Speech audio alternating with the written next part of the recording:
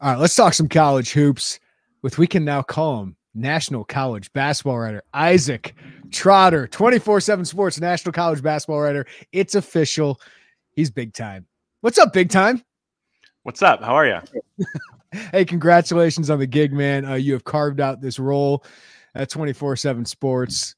I'm a proud papa over here watching this kid become a star. No longer a kid, and now has a new place up near Wrigleyville. So you and Maddie hanging out up there, man. Like, it's a good time to be Isaac Trotter. It is. Yeah. We're in Chicago now. It's nice to move and get that whole process done. I have like a week of stories worth already from Chicago, but it's been good. It's been good. It's a little different. It's good to be back in Illinois, and I'm excited. It gives kind of me a little bit more of an avenue to cover some bigger events for us. And we have the NBA Combine coming to Chicago in a couple weeks. So Matthew Meyer is going to go to the G League camp, and I get to go see him, and then Coleman, Hawkins, and probably Terrence, Shannon will be there too, and we can see how they do and maybe talk to them a little bit too. So it'll be fun. It'll be really fun. I'm looking forward to it.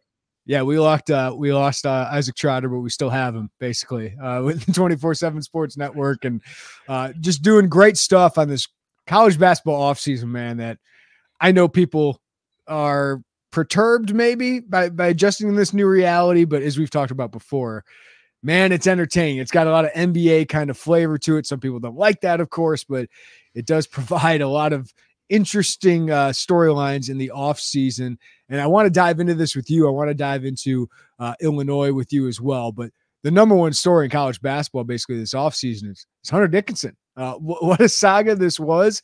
The best player to probably enter the transfer portal since in the small time that we've had the transfer portal. And he ends up at Kansas. What'd you make of this entire ordeal the last month or so?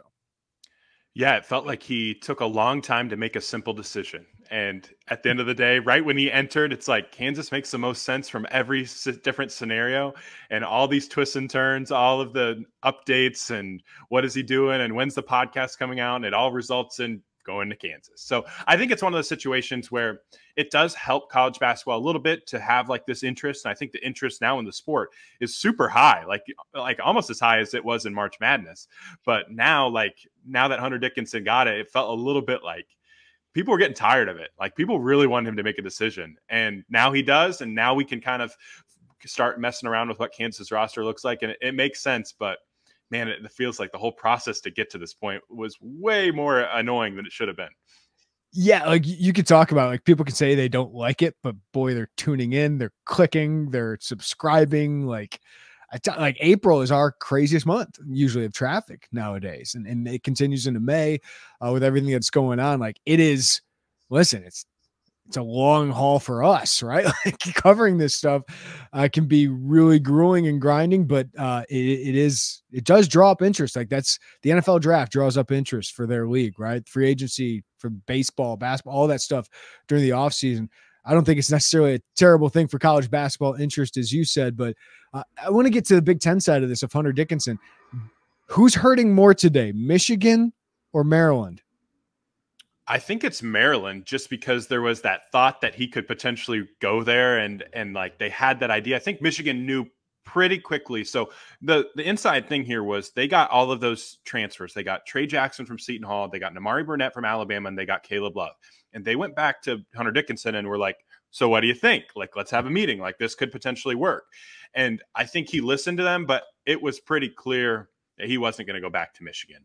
Whether that means he burnt his bridge with his teammates or whatever, it wasn't going to happen. With Maryland, I think a lot of people thought that he was leaning that direction as late as the night before he flew Bill Self out to DeMatha to meet him. So it's just been a wild roller coaster. And now Maryland can get back to what they originally were going to do. And I don't know if it's necessarily a bad thing. Like, playing Julian Reese at the 5 is good. Playing Dante Sagat at the 4 is good. I think that can really work.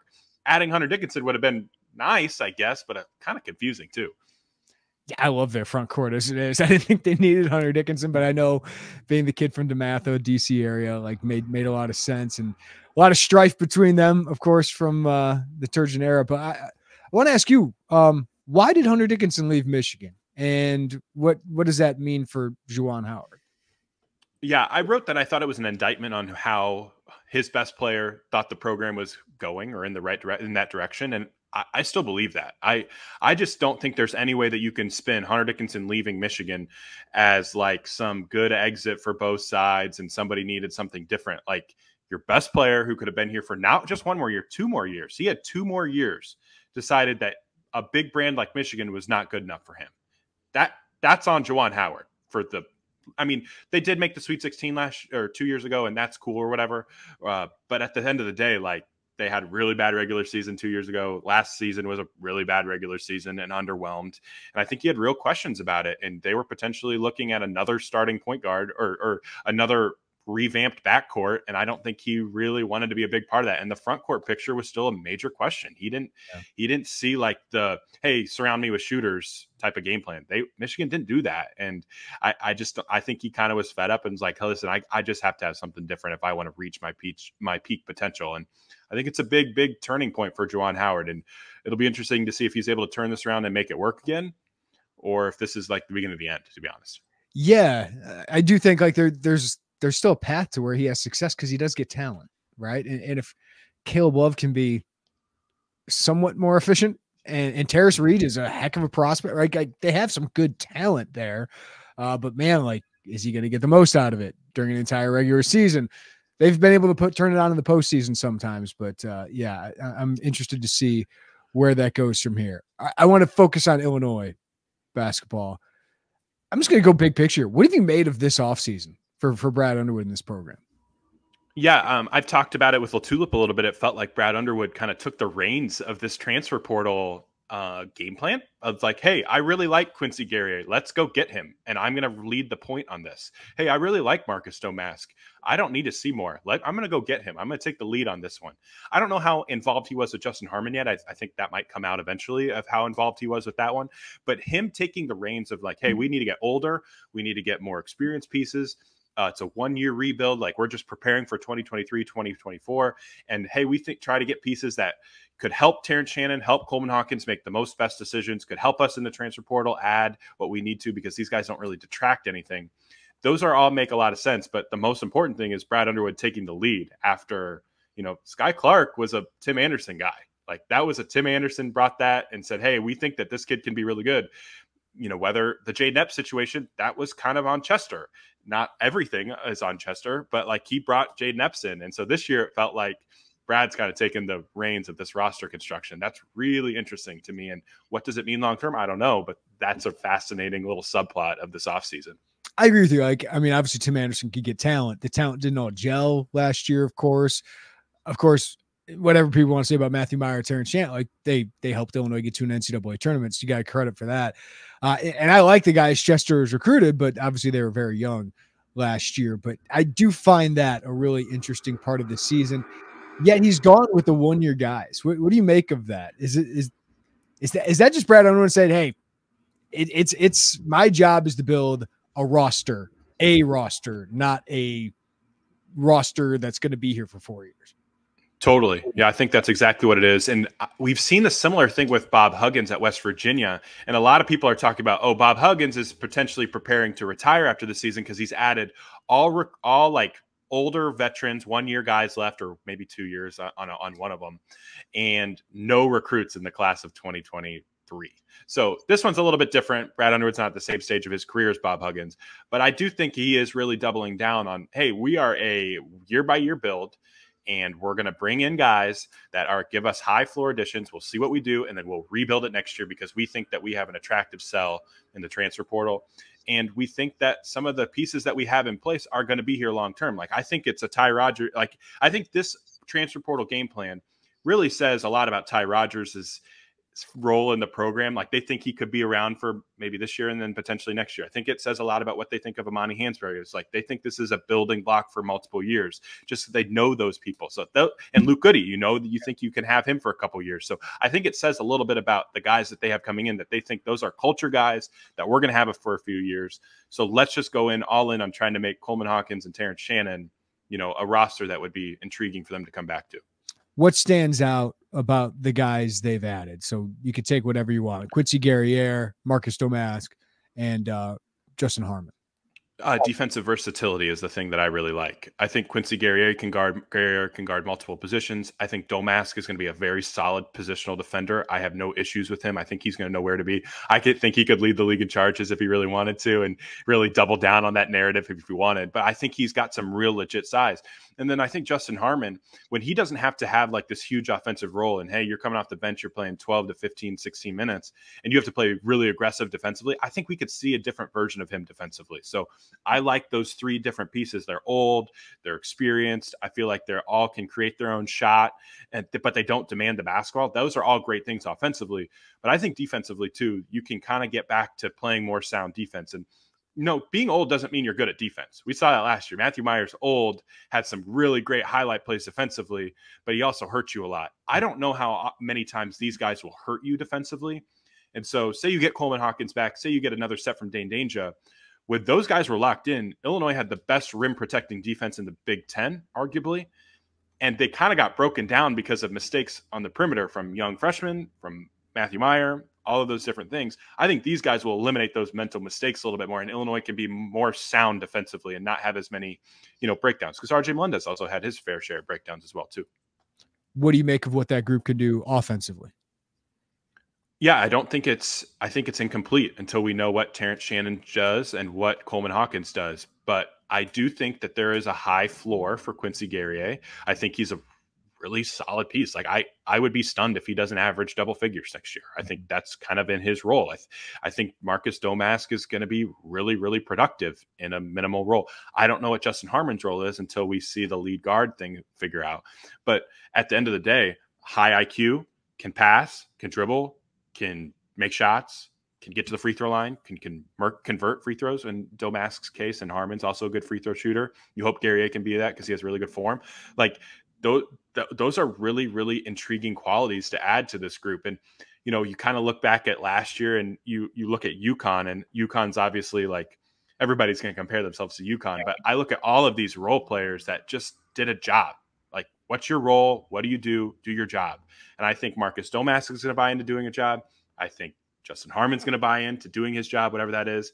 I think Guerrier is going to buy in and do his job, whatever that is. And now we'll find out what that job description actually looks like when Coleman and Terrence make their decisions. Yeah, and that's the key. They still need some star power to return to this team or to come to this team. And let's talk about offensively. The key to all of this is finding a lead guard. And at long last, Rayj Dennis, Toledo guard, MAC Player of the Year, enters the transfer portal. This doesn't happen quickly. Illinois has obviously been mentioned here. You've mentioned it, Isaac, in your reporting and your stories, that Illinois is a prominent player here. But what do you make of the potential fit for Rayj Dennis in this team? And what do you make of this recruitment? Yeah, I think Rayj Dennis to Illinois would be a grand slam for Illinois. I think he's long.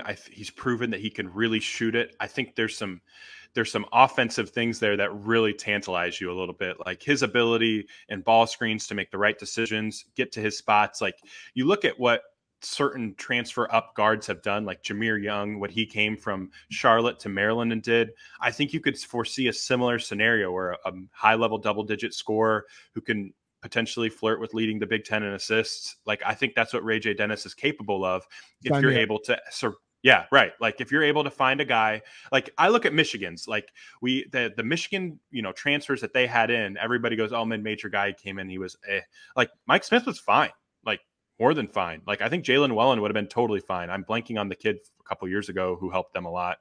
He was fine for them. I think Rayj Dennis. Yeah, I think Rayj Dennis is better than all those guys. Like I think he can really get to his mid-range jumper, and his pull-ups are great. And the thing about the turnovers just keeps standing out to me. Like they played fast. They had the ball in his hands a ton. They were getting up and down the floor. They have a ton of possessions, and he has a minuscule turnover thing. I think he had 2 or less turnovers in like 25 games last year. That's awfully impressive. So you just add that steady, high, like good decision maker who can make shots from the perimeter, who can get to the rim. He has a really good float game. He stops on a dime and can get to his pull up. And then you factor in all the really smart decision making. That makes a ton of sense. And you can look at his assist rate last year. I think it was like 32%. It's like, oh, wow, that's awesome. But Toledo is a great 3-point shooting team. Like they had an awesome year shooting the basketball. I don't know if Illinois is going to have that personnel yet. But the decisions that he makes the easy decisions every time. Like he takes the singles. And I think Illinois took the singles very much last year.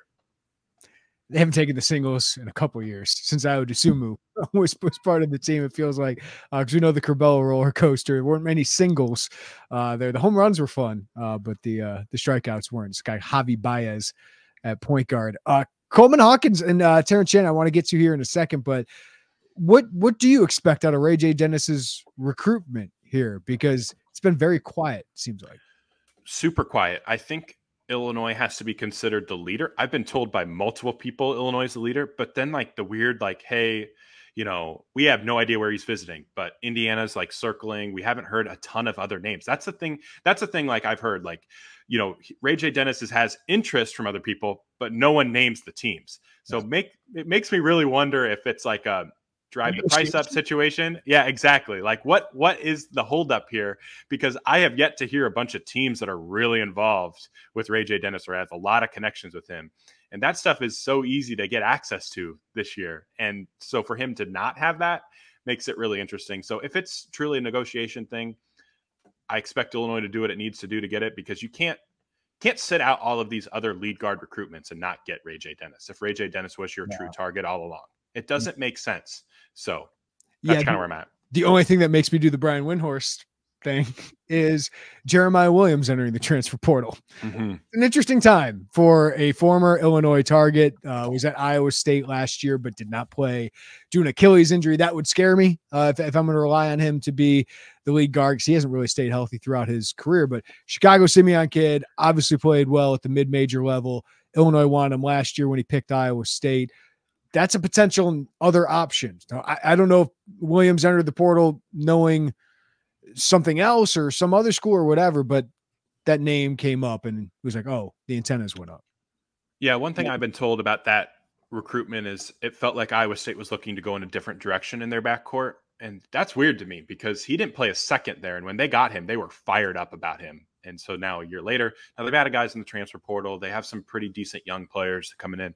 So for him, that's an interesting one. Another name you have to, or another factor with that is the waiver. He's been in college 2 years at Temple, then 1 year at Iowa State. So he technically would need the waiver to get that. I don't think he's close to graduating yet. So that's another factor to watch. And then the third thing I look at is Jeremiah Williams is kind of like what you hope Sincere Harris turns into. Phenomenal defender, really good lead guard. I just don't know if there's room for both of those guys on the roster. And I think Rayj Dennis would be obviously a little bit of a different caliber addition there for sure. Yeah, Rayj Dennis changes your team completely. I don't know if another addition at point guard. That's why it's like, hey, like Illinois seems pretty all in at this point. At Rayj Dennis, we aren't privy to all of that, but it seems like this has been their plan most of the time. Well, and if this is their plan, like I go back to like there were winnable recruitments that they didn't just pass on. They didn't even think about being involved with Tyler Perry. Like they had no interest in like pursuing Dalton Connect, really. I mean, they were connected to them, but there wasn't really a lot of traction there. Like, so like there's like a lot of these like different lead type of guards, potential point guards that they've just passed on. And so that makes it seem like Rayj Dennis has been the plan all along. And if that is your number 1A plan, it better not miss. Yeah, better not miss. Best not miss. Coleman, Hawkins, and Terrence Shannon. I was just looking at Kyle Boone, CBS Sports, his big board for the NBA draft. He's got Terrence Shannon, number 39, Coleman Hawkins, number 44. We know Coleman, I believe, is going to the NBA draft combine. Haven't heard from Terrence, but I would imagine as a top 45 guy. Interesting decisions for both those guys. I mean, I would have thought most of the season Terrence Shannon was a lock to go. Coleman Hawkins maybe lean towards returning, but might be opposite of what we thought, or we'll see if either of these guys comes back. But obviously huge ramifications on Illinois' season. I just find it interesting that Illinois hasn't been very active in looking for wings. Totally. Isn't it weird that Coleman Hawkins told John Rothstein that he wanted to come back to a roster that has a lot of old guys, and Illinois goes and gets 3 old guys that would theoretically pair perfectly with him, and then he now doesn't. Like it feels like there's like, hey, Coleman Hawkins could potentially leave. I don't get it. Like I just don't get it. You just mentioned it with Rayj Dennis. These players have leverage, man. Like, and if I'm Coleman Hawkins, it's a really good player that I don't know if Illinois can perfectly replace in the portal. Now, I think Terrence Shannon's more important to their win-loss total next year, most likely, but he's very important, and he could really lift Illinois, especially if Terrence Shannon decides to come back too. So if Coleman wants to use a little bit of leverage here, I can't blame a kid anymore. Totally. And that's the thing. Like, I just don't want to jump to conclusions on, oh, he's 100% gone or 100% back. Like, I think Illinois has made a strong case for Coleman Hawkins to return. I think they've also built up a really good stable of, like, if Coleman Hawkins does not come back, we're going to ride with Quincy at the 4. We're going to ride with Dane at the 5. And we feel decent about that. It's completely opposite with Terrence Shannon. Like, if Terrence Shannon does not come back, I think Illinois is in a really tough spot. And so it feels just like trying to get into the tournament then, right? Like, for the most part. Right. Because, I mean, I was looking at the transfer portal lists, and yeah, we can put Hunter Dickinson in his own category. But if you were putting Terrence Shannon in the transfer portal, I would probably have him as the number 2 player in the portal. So getting a guy like him back would be like adding a 5-star transfer. And, like, you know, you saw what Io came back and did for his year. I'm not saying Terrence is an Io, but I think a first-team All Big Ten type of season is absolutely in play for him. And we saw Io really leveled up. I think Terrence would really level up, and you could probably get the best out of him with Rayj Dennis. Like, if you're going to add, like, if you're going to think a hypothetical of Rayj Dennis and Terrence Shannon together, that's like arguably the best backcourt in the Big Ten. You could put them hand in hand together against almost any backcourt in the country. Like, you would feel great about that. I still have questions about Rayj Dennis on the defensive end, but offensively, you feel really good about those two together. And you could probably pencil them in for, 32 points a night. That seems, conservative. And, like, you could probably think that that's a pretty fair estimate for both of those two guys together.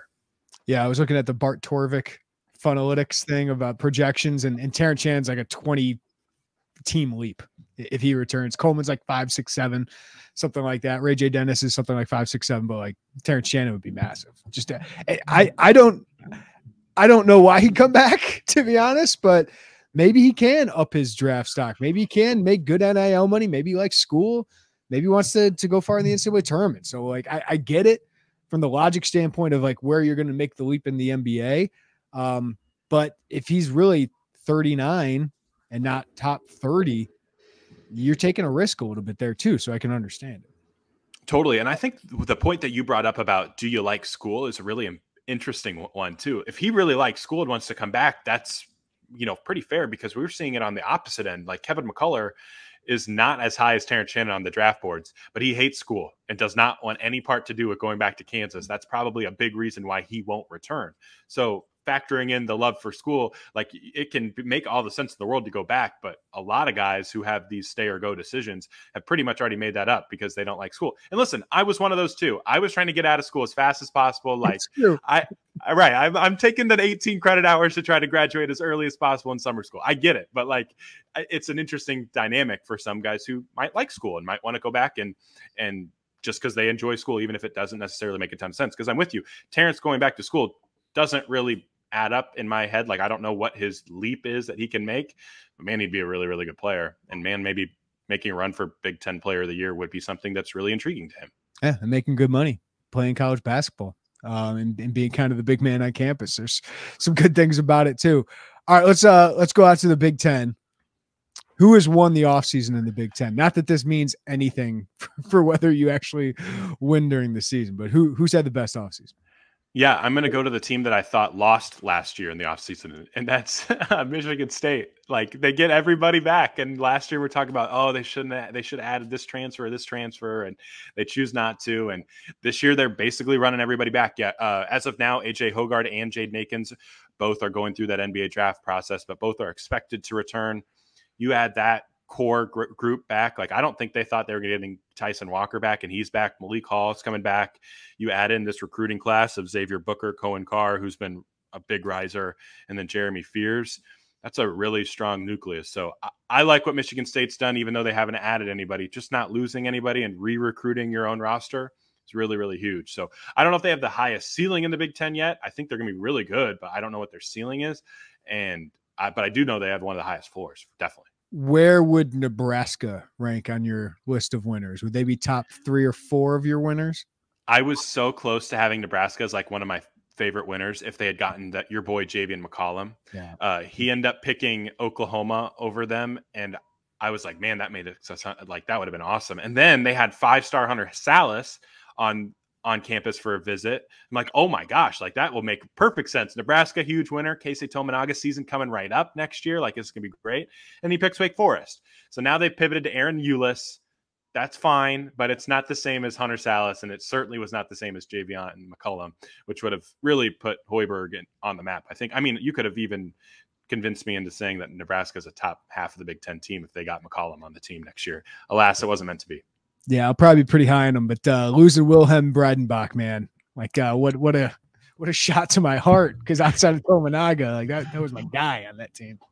I mean, the googles or the goggles on that bad boy, like they were good. And listen, he was pretty decent too. Like he had some game to him. So a little bit, once he quit fouling, he was pretty decent. So yeah, but I mean, at the end of the day for Nebraska, I think you still have to be pretty encouraged. Like the pieces that they've added have been really good. Bryce Williams out of Charlotte, really, really good at a shooter, but he's got more to his game than just a shooter. I think he can be a really good scorer for them. And then I don't know how to say his name, Rink Mast, I believe, from Bradley. Really good piece for them as well. I don't think he's quite as good as Ben Krieke, the kid from Valpo that Iowa got, but he's a really good addition as well. So I would expect both of those guys to start. Aaron Eulis is going to have a great chance to start. Getting Juwan Gary back is huge too. And you just figured out if you can get Casey back for another year, you're pretty decent. Big Ten Player of the Year right there. Over Edey. Is he going to earn a, will you put him on your first or second team next year? He'll definitely be a top 10 player. I had him third team last year. I thought he played so well, but I mean, thinking of Hoiberg, man, like 5 months ago, we all thought he was going to potentially get fired. Like Nebraska might have to eat all that money, and the way they ended the season. And I just think they finally started to build a culture. And I think he's adding the right transfers. I think he's kind of adding the right players now, because it felt like he was just kind of adding some flashiness. You know, I know the McGowans, you got Bryce, and that's great for a year. I know he got Alonzo Verge, some Matthew Meyer to Alonzo Verge, right? So like, I just didn't know if it was the right players to build, but I think he's starting to get that now. Yeah, I think like the Derek Walker kid was a great addition for them, and it was awesome for them. Like Sam Griesel was really good for them. I honestly think they would have made even more noise if they hadn't got hurt. That's a sneaky big reason why. I mean, they had a lot of real injuries last year. Like Emmanuel Bandamel was really good for them at times. Juwan Gary was really good for them at times. Just old, tough veteran guys who understood their role. So yeah, I'm excited to see what they do, and I think it does say a little about NIL being able to, kind of help a team get out of its rut a little bit. And Nebraska got its collective in shape, and that's really helped them get the program back. And now you don't have to see another potential rebuild. Like they're still in a retool kind of per se, but they're kind of trending in the right direction because of NIL. And I don't think if NIL was a factor, if we'd be having the same conversation about Fred Hoiberg. All right, I'm going to take Minnesota out of this conversation. Would Minnesota finish top 3 in Missouri Valley? No. I don't think so. Year three. Who has lost the offseason in the Big Ten? So you'll have to just hang with me here a little bit. I'm not a huge fan of Indiana's offseason, like at all. I thought that they had a chance to get a high-level lead guard after Jalen Hood-Schifino left. It's like, get a lead guard like him. Like, you can be really good. And getting Xavier Johnson back is nice, but they swung and missed on Dalton Connect for some reason. They had a great sell for him, didn't get him. He somehow goes to Tennessee, which is a loaded backcourt. I don't understand that move at all. And so they've been like trying to get another really high-level lead guard. They need a scorer, and they haven't got it at all. So Kalel Ware is a big name who has a high recruiting ranking for us, but like I don't know what to expect from him right away. Like I like Peyton Sparks. I think he could be really good for them. Anthony Walker's fine, but like they need a shot maker. They need more shot making. And what's been right their current years? Like it's shot making. It's shot like, and listen, Kalel Ware is an enticing player, and you just had Trace Jackson Davis. What percentage of Trace Jackson Davis can they realistically expect? I know he's got the potential to be a first-round draft pick, but that's on potential. Like Kalel Ware was not a great college basketball player last year. Right.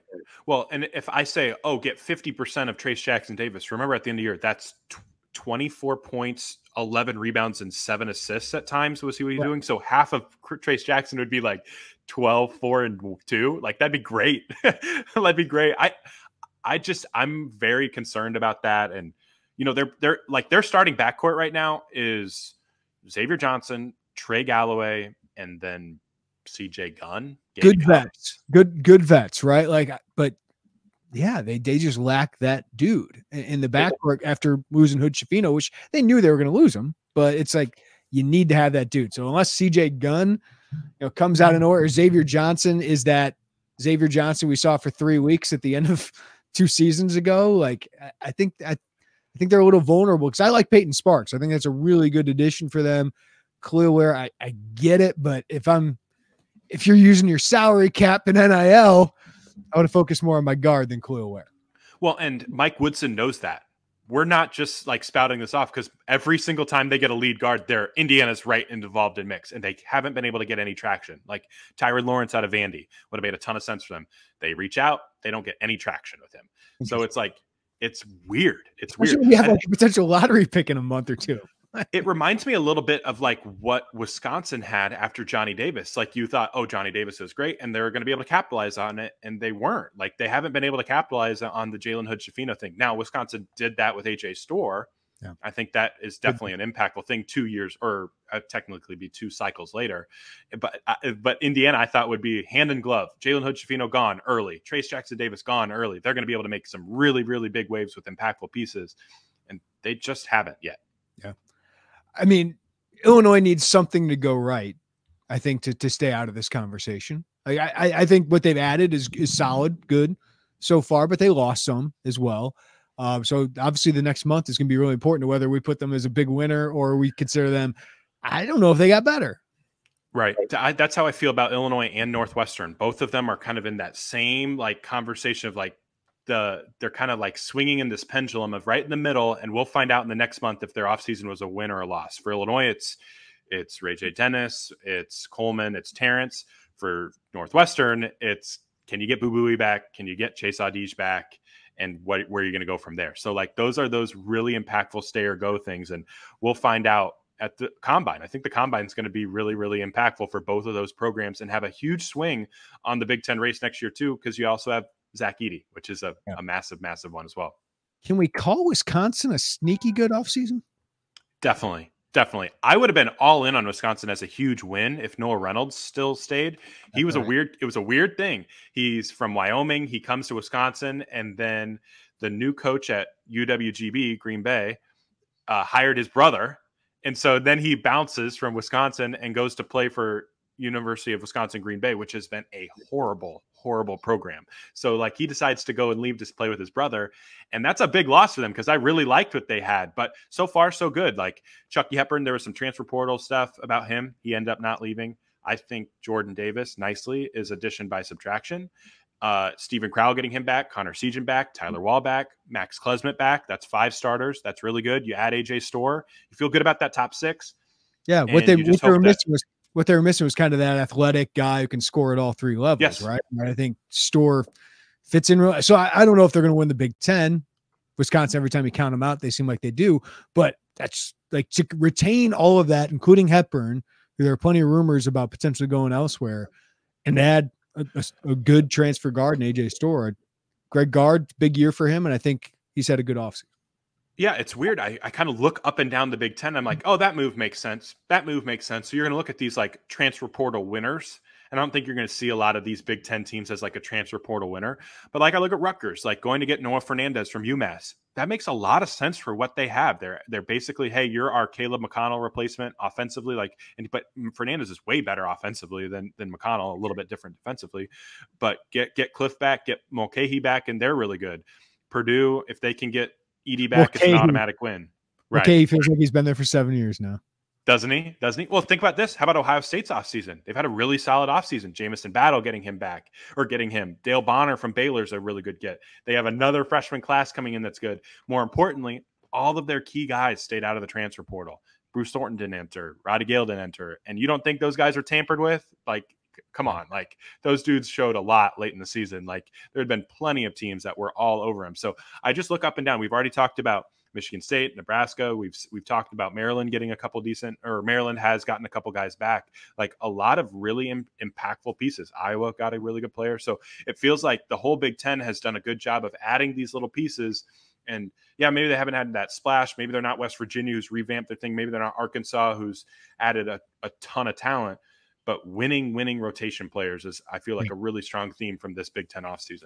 Yeah, and you mentioned Krikke. It's a really good addition for Iowa. And, Penn State, new coach. Like Mike Rhodes has added some real talent. Like Ace Baldwin might be the best transfer that's coming to the Big Ten so far. And Puff Johnson from North Carolina. I know Wahab is, kind of gone back and forth with these schools, but he's obviously a decent rotational big man. They've added some interesting talent. It is. And I think it shows kind of like where the Big Ten's at in the pecking order. Like they're able to get the guys they want. And I don't have a doubt of that at all. And is this a Big Two situation forming like in football? I don't know, because the Big East is phenomenal. And I think we've seen the Big 12 obviously is flexing its muscles.